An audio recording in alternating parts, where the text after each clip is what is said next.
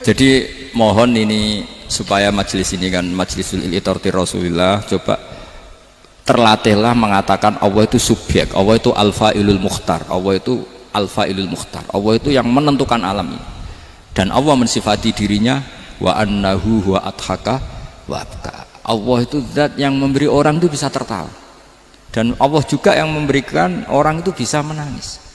Mbok kayak apa kamu neror umat, wah amal nggak mesti diterima gini-gini, ternyata neng majelis nangis ya, mulai guyu kadang guyu-guyunya ngenyak tenang nih. Daripada apa ya, agak-agak merodok orang yang dohirnya beda dengan batinnya, nggak perlu distatuskan seperti itu. Ya sudah biasa saja. Jadi nah fi muqaddimihim, imam besar dalam manhaj ini namanya Abul Hasan apa? Asyadzili. Abul Hasan Asyadzili itu kalau ada orang tanya gini, Beb saya ini susah, sholat saya tidak mesti diterima Allah gini-gini, marah. Nggak usah. Kafa bika jazaan an radiyaka laka ahlan. Sudah kamu ditakdir pernah sujud itu sudah keren. Saya itu andaikan dapat kabar dari malaikat bahwa sholat kamu tidak diterima, saya tidak susah. Bukan karena sombong. Pernah ditakdir sholat sujud ning Allah itu keren. Kayak apa malunya kita ketemu Allah kemudian kita di bumi tidak pernah sujud. Makanya itu Abul Hasan Asyadzili, kowe ora usah mikir sholatem ditampa ora usah mbok mikir. Kowe ditakdir tahu sujud itu hebat.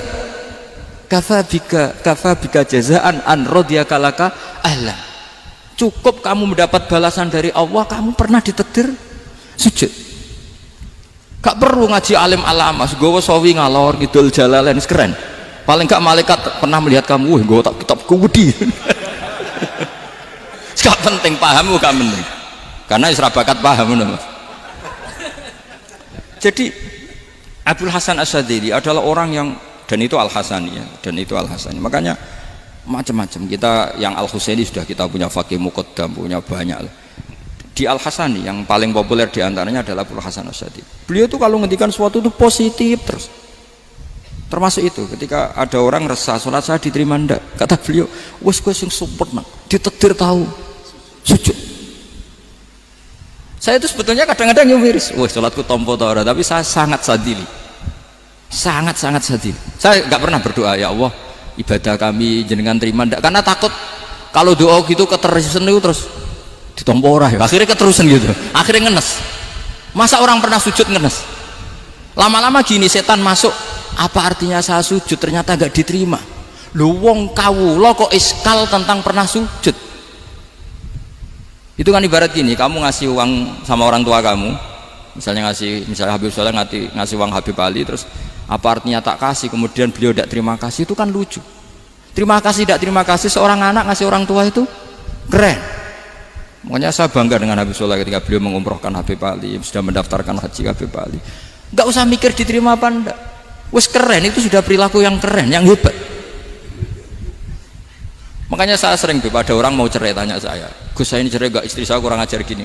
Gak usah. Lalu bojoku lo judes. Uang di bojoku wes keren, paling gak kowe ra darani jomblo.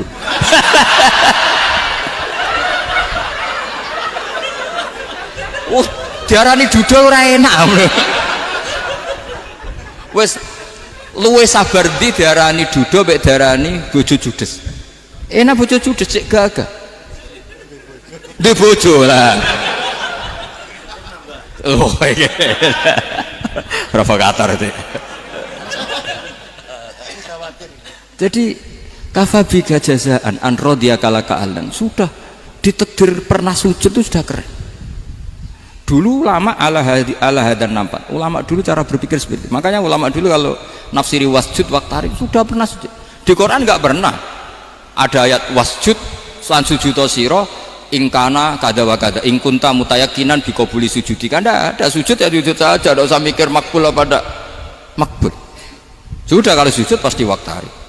Terus saya sebenarnya ya sebagai orang ya kadang wedi, sholatku ditompo ta ora. Tapi kalau keterusan nanti ada was-was yang mengatakan opo artine sholat. Lu tuh kan ngeri seorang hamba sing uripe ning bumine Allah kemudian menyoal pernah sholat hanya karena takut gak diterima.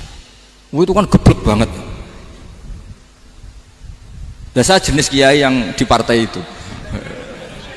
Saya enggak tahu kalau kening dikom. Sedih umat masa kamu gak ono keren blas. Jadi nanti kalau misalnya ada manhajnya Habib Soleh yang tidak seperti itu tidak apa-apa, mungkin supaya orang nggak takabur, nggak fakhr, sehingga makanya mulai dulu lama itu ya partainya kalau nggak rojak ya khauf. Nah saya ini yang terang-terangan ikut partai rojak saja, apa? Partai rojak, karena banyak yang sudah di partai khauf, tapi saya rojak yang bil ilmi tadi. Makanya Sayyidina Umar radhiyallahu anhu itu yang namanya sama sujud, saya itu punya kitab Habib Soleh pernah tak tunjukin tulisan tangan saya, muji-muji sujud. Sayyidina Umar ketika ditusuk seorang kila itu Majusi ya. Abu Lu'lu' terkenalnya itu Hulamul Mughirah terkenalnya, ditusuk, dia sahabat, beliau sahabat wali.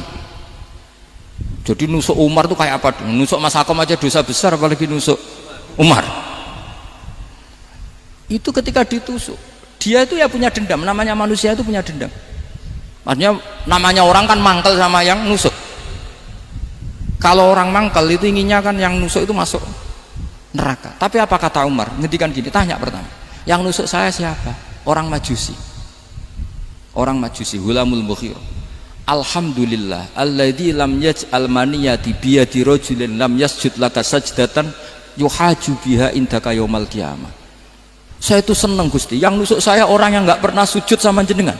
Jika kalau saya dendam supaya dia masuk neraka, saya nggak takut orang itu nuntut sama saya. Tapi kalau dia pernah sujud, pernah sholat, kemudian dia masuk neraka karena nusuk saya, kemudian dia berargumentasi, saya pernah sujud ya Allah, kenapa engkau masukkan neraka? Saya tidak berani jawab ya Allah, saking hormatnya sama yang namanya sujud. Jadi kamu dendamnya kesampaian, cara Jawa ya, dendam dengan tanda kutip ya, tidak makna semestinya.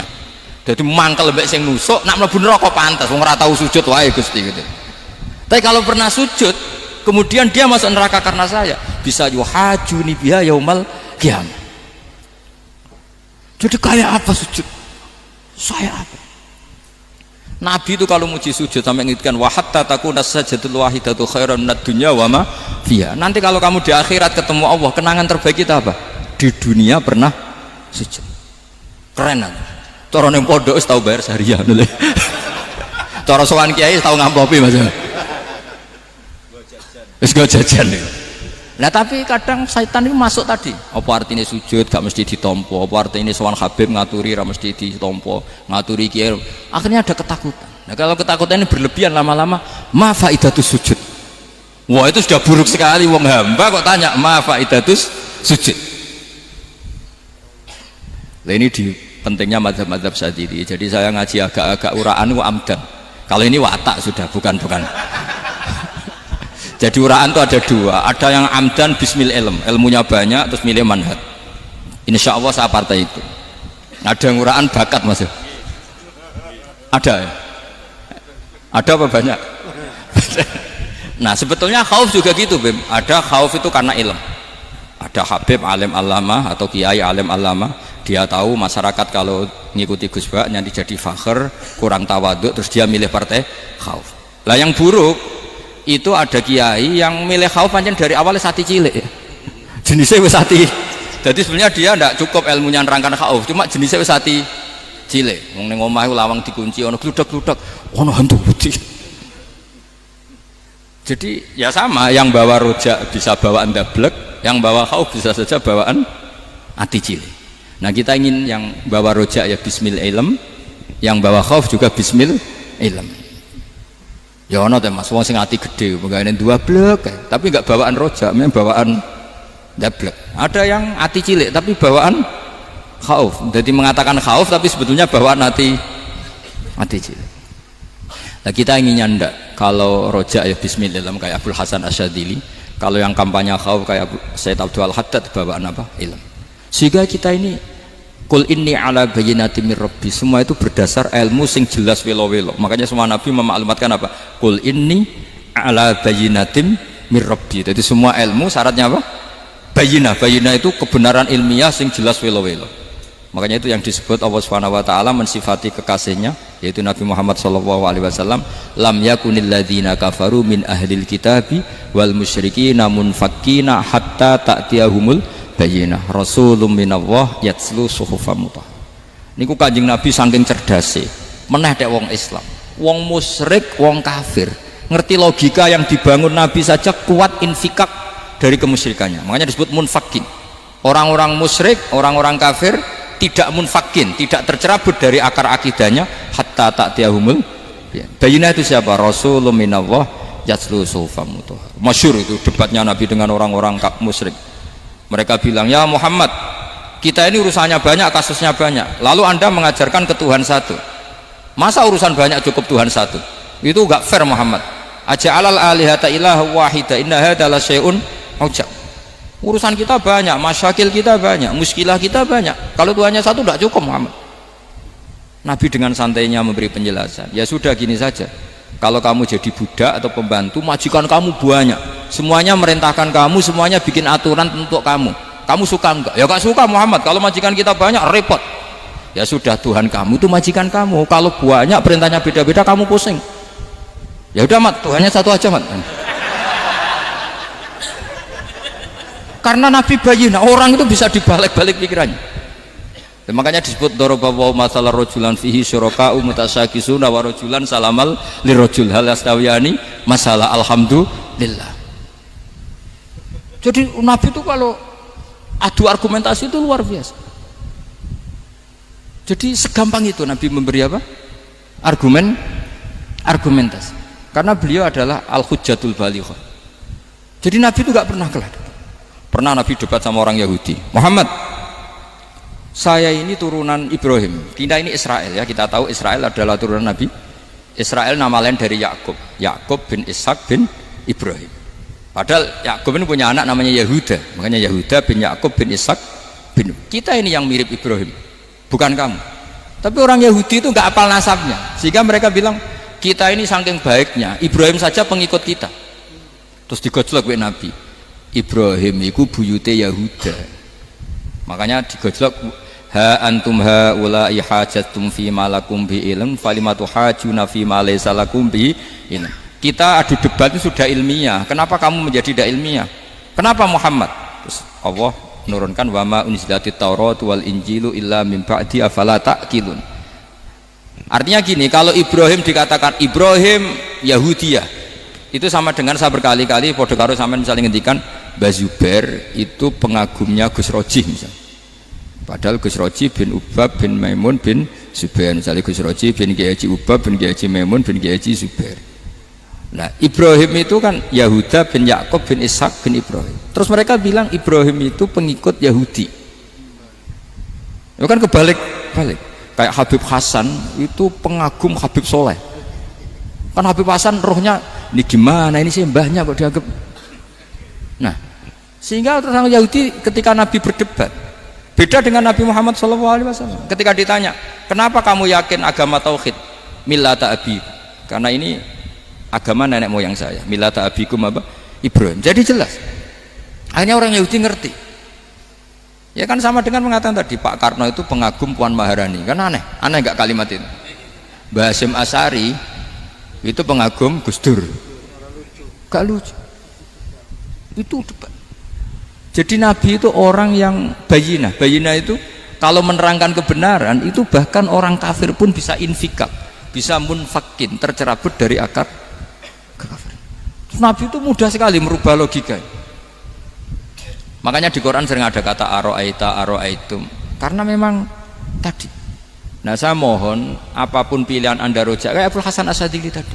Ketika orang resah sujudnya diterima apa enggak, sholatnya diterima apa enggak, beliau bisa berargumentasi betapa pentingnya sujud. Wes aja kowe iku kawula, tahu sujud itu keren. Saman bayangkan betapa malunya kita kalau kita ketemu Allah kemudian di dunia enggak pernah. Lho paribasane kula mlebu swarga lah iku isin. Mlebu swarga tapi ning donya ora tahu isin. Sama seperti kowe di guru, saurip-uripmu ora tahu salam templek isin. Kira-kira seperti meskipun salam templek ora penting ya ora penting toh, misalnya soleh salam templek 50.000 duwe wis akeh ngono kan. Nah masakom penting kudu rokok. Itu bukan nilainya kok, betapa malunya kita. Saya dulu mau sarang, andai kan tidak pernah khidmah sama iya malu tenan sebagai apa? Santri. Makanya Sayyidina Umar ketika beliau dibunuh orang, itu pertanyaan pertama, dia pernah sujud enggak? Enggak pernah. Andai kan dia pernah sujud, maka saya tidak berani masukkan dia masuk neraka. Takutnya dia protes sama Allah, ya Allah saya pernah sujud, kenapa harus di neraka? Atau Umar ditanya Allah gini, Umar, kue ridho wong sing tahu nyembah aku kemudian dia di neraka, kayak apa ya? Jadi makanya Umar ketika wafat ketika alhamdulillah alladzi lam yaj'al maniyati biyadi rajulin lam yasjud laka sajda. Ya, jadi saya mohon sekali jadi majelis ini sebuah majelis mubarak, caranya tauhidnya dibenarin ya, apa tauhidnya dibenarin. Jadi Allah itu adhaka wa abka, Allah itu al-hadi, Allah itu ar-razzaq. Sehingga menteri ekonomi mbok salah rumusnya lah wong tetep mangan. Mergo Allah itu ar-razzaq. Mbok negara dikelola keliru lah wong tetep mangan, wong Allah itu ar-razzaq. Kiai rada akeh sing di masalah. Tapi ya tetap agama ini jalan. Lho andai kan syaratnya agama ini kiai ini bener, wah ya repot. Kowe iso bayangno masakom bener terus. Tapi agama ini berkali-kali coba di TV itu banyak nyun sewu, ada ustadz, ada kasus apa, ada kiai, kadang ada masalah hukum. Agama ini jatuh ndak masalah. Padahal di TV sudah dinasionalkan kan, ada kiai terlibat kasus hukum atau ustadz tertangkap karena melakukan apa gitu. Tapi nggak ngefek karena agama ini bihifdillah wa biriayatillah. Sama. Negara mana-mana kadang manajemen ekonominya nggak jelas, tapi masyarakat ya makan karena Allah Razzaq. Sama, aku kancanan Mas Ako mengeluh, tapi Allah adhaka, akhirnya iso guyu. Padahal orang untungnya belas kancanan dede. Tapi karena Allah itu adhaka. Nah kita dengan istri yang kita cintai, dengan keluarga kadang nangis. Karena Allah itu zat yang bisa memberi abka. Wa annahu wa adhaka wa abka. Terus wa annahu wa amata wa ahya. Kita tidak ingin mati, wah ya mati ya mati saja karena kita objek. Nah hidayah itu seperti itu. Allah al-hadi, apa? Allah itu kayak apa Korea, negara ateis. Nggak kebayang di sana ada ngaji Aqidatul Awam, Mabadi Fikih. Sekarang banyak. Saya tuh kalau beli Aqidatul Awam kerdusan, kirimkan ke Korea. Sebelum saya ke Korea, karena sebagian santri saya di Jogja. Di sana ada ngaji Aqidatul Awam, ngaji Takrib. Bahkan saya di sana dilagokno sakduna fid dunya. Kayak apa Allah kalau ingin bikin hidayah? Karena Allah itu al-hadi. Wong Indonesia digerakno seneng duit. Bareng wis seneng duit mau apa? Korea, setelah di Korea tersiksa karena gak ada tempat sujud, akhirnya urunan. Segampang itu kalau Allah mengendaki. Itu enggak dibenem MUI, enggak dibenem. Karena Allah al-hadi. Jadi saya mohon sekali tauhid ini dibenerin dulu. Allah tetap al-fa'ilul mukhtar, apa? Al-fa'ilul mukhtar, sehingga Allah mensifati dirinya adhaka wa. Mbok kamu bendung kayak apa, orang ngaji saya tetap guyu. Sekarang iso mbuli saya, oh Gus Pak piye ngaji tidak guyu. Allah yang memberikan guyu kamu itu. Andai kan sesuai status kamu, kowe ora ngarep guyu. Utang akeh, jatuh tempo, bojo ora percaya. Gede-gede kayak paham. Ya jadi ini tak isyatkan jenengan, saya ini tadi bawa kitab Fathur Rahman di Thalibi Ayatul Quran, mau tak kasihkan hadiah ke saya Umar Hafid sebagai penyempurna karena beliau sudah Al-Husaini, semoga ini dapat barokahnya Al-Hasani. Ini dikarang oleh zurianya Abdus Salam bin Masis. Abdus Salam bin Masis adalah guru dari Abul Hasan apa? Asyadili. Jadi kita tahu Sahibul Hikam Ibnu Athaillah As-Sakandari muridnya Abul Abbas Al-Mursi. Beliau muridnya Abul Hasan Asyadili. Beliau muridnya Abdus Salam bin Masis. Yaitu alami zada ini min dzurriyyati Abdus Salam bin Masis. Jadi ini Al-Hasani. Jadi ini sudah klub karena mulai dulu ya tradisinya gitu. Banyak sabaib ngaji barojak, bafadol. Nanti yang bafadol barojak yang ngaji Habib lagi. Seperti sanadnya Soleh di Sarang. Ya Soleh ngaji Mbah Mun. Tapi Mbah Mun ngaji Sayyid Alawi Sadat ya. Ngaji Sayyid Zaini Dahlan, nanti setelah Sayyid Zaini Dahlan ngaji Ajam lagi Usman Adim Yati. Jadi ya biasa mulai dulu silsilah ya seperti itu. Jadi seperti dulu Ibnu Abbas termasuk Qorobatu Rasulillah. Jadi dulu Qorobatu Rasulillah itu Bani Hasyim sama Bani Muttalib. Tapi kalau sekarang ya tentu para Sadat, para Habaib. Jadi dulu biasa Ibnu Abbas ngaji ke Zaid bin Sabit. Itu Ibnu Abbas yang mencium tangannya Zaid bin Sabit. Tapi Zaid bin Sabit juga mencium tangannya Ibnu Abbas karena karobati Rasulullah Shallallahu Alaihi Wasallam. Jadi saya mohon semuanya itu insaf bil ilm ya, insaf bil ilm. Kayak tadi munfakina hatta ta'tiyahumul bayin. Jadi bayina itu orang yang kalau menerangkan itu memberi penjelasan sing jelas welo-welo.